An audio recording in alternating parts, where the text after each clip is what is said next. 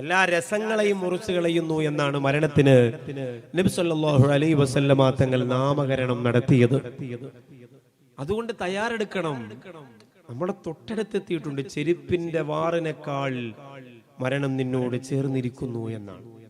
ചെരുപ്പ് നമ്മുടെ കാലിലേക്ക് എത്രമാത്രം ചേർന്നിരിക്കുന്നു അതിനേക്കാൾ മരണം ചേർന്നിരിക്കുന്നു. ഏത് സമയത്തും അത് സംഭവിക്കാം. ഒരു സൂഫിയായ മനുഷ്യന്റെ കപ്പൽ യാത്രയെ കുറിച്ച് പറയുന്നുണ്ട്. അദ്ദേഹം ഇങ്ങനെ കപ്പലിലൂടെ യാത്ര ചെയ്യുമ്പോൾ അദ്ദേഹത്തിന്റെ ദാടിയും തലയെക്കെട്ടും ഒക്കെ കണ്ട് കപ്പലിലുള്ള എല്ലാവരും അദ്ദേഹത്തിന്റെ മുമ്പിൽ ഉപദേശത്തിന് വേണ്ടി പോവാണ്.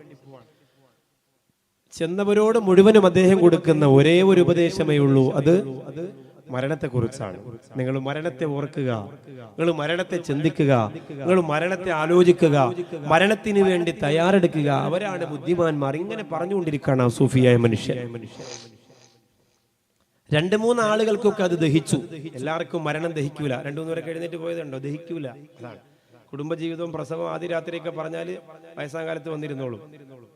മരണം പെട്ടെന്ന് ദഹിക്കൂല. മരണമാണ് എല്ലാ മൊയിലാക്കന്മാർക്ക് ഇത് തന്നെ. അടുത്ത സമയത്ത് ഒരു മൊയിലാര് ഫേസ്ബുക്കിൽ വരെ കുറിച്ചു. അദ്ദേഹത്തിന് സ്റ്റേജ് ഇല്ലാത്തതുകൊണ്ടാണ്. പ്രഭാഷകരായ മുസ്ലിയാക്കന്മാർക്ക് വേറെ വിഷയമല്ല, മരണവും ഖബറും നരകമേ ഉള്ളൂ.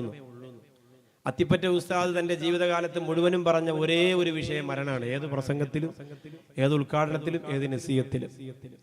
അത് തിരിച്ചറിയാൻ കുറച്ച് ആത്മീയത കൂടി വേണം. ദുനിയാവ് മാത്രമായാലും പൊട്ടിപ്പോവും. അത് മനസ്സിലാക്കാൻ കുറച്ച് ആഖിറത്തിന്റെ ചിന്ത കൂടി വേണം. എന്നാലേ പറ്റുള്ളൂ. അവർക്ക് ഈ മരണവും ഖബറും ഒന്നും ചിലപ്പോൾ ദഹിക്കൂല.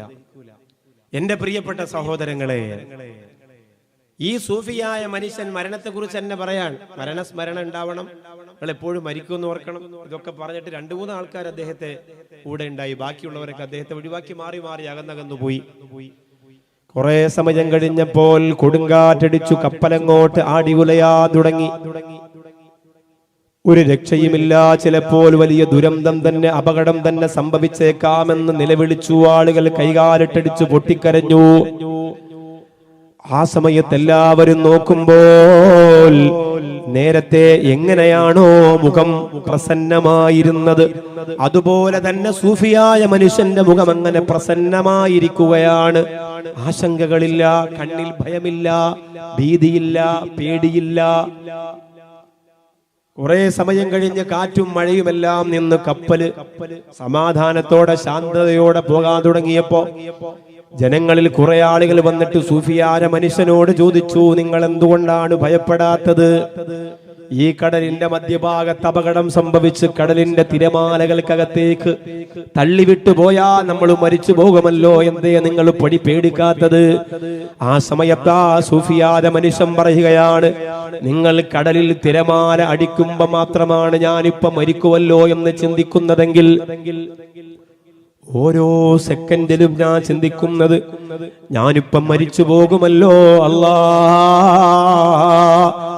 കരയിലും കടലിലും എന്റെ ചിന്തയതാണ്, ഊണിലും ഉറക്കിലും എന്റെ ചിന്തയതാണ്, ഞാൻ മരിച്ചു പോകുമല്ലോ. അല്ലാ, അതുകൊണ്ടാണ് വലിയ വലിയ മഹത്തുക്കൾക്ക് ദുനിയാവിന്റെ ആഡംബരം ഒരു ആഡംബരമായി തോന്നാത്തത്. ലൗലൽ മൗതു ലകുന്തു ബിക മസ്റൂറാ. ദുനിയാവിന്റെ ആഘോഷങ്ങൾ കാണുമ്പോ അവര് പറയുന്നത് എങ്ങനെയാണ്? താത്തമാരിപ്പ തട്ടമൊക്കെ ഇട്ട് വളരെ ഭക്തിയിൽ ഇങ്ങനെ വാത് കേട്ടുകൊണ്ടിരിക്കുന്നു. നിലമ്പൂർ ഉത്സവത്തിന് നിങ്ങൾ പോയില്ലേ? നിങ്ങൾ ഗാനമേള കണ്ടില്ലേ? നിങ്ങൾ ആടി തിമിർത്തില്ലേ? നിങ്ങൾ നൃത്തം ചെയ്തില്ലേ? നിങ്ങൾ കാമുകന്റെ തോളത്ത് കൈയിട്ട് നടന്നില്ലേ? പിന്നെ എന്തിനാണ് അള്ളായെ പറ്റിക്കാൻ ഇങ്ങനെ ഒരു ഇരുത്ത? സ്വയം ചോദിക്കതാത്ത. നിലമ്പൂർ ഉത്സവം നടക്കുമ്പോൾ ഞാൻ ഇവിടെ അടുത്ത് പ്രസംഗത്തിനുണ്ടായിരുന്നു. പ്രസംഗം കഴിഞ്ഞ് തിരിച്ചു പോകുമ്പോ ഞാൻ കണ്ടു, ഞാനേ കണ്ടുള്ളൂ. അത് ഇവിടെ തന്നെ പറയണല്ലോ പ്രസംഗത്തില്. ദൂരെ എവിടെയെങ്കിലും പോയി പ്രസംഗത്തിൽ അത് പറഞ്ഞിട്ട് കാര്യമില്ല.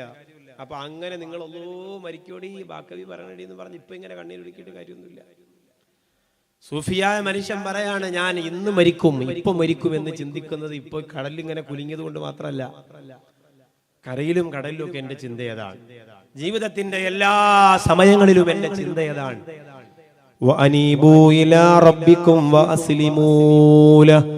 അതുകൊണ്ട് പെങ്ങളെ പെട്ടെന്നൊന്ന് തൗബ ചെയ്തു മടങ്ങിക്കോ.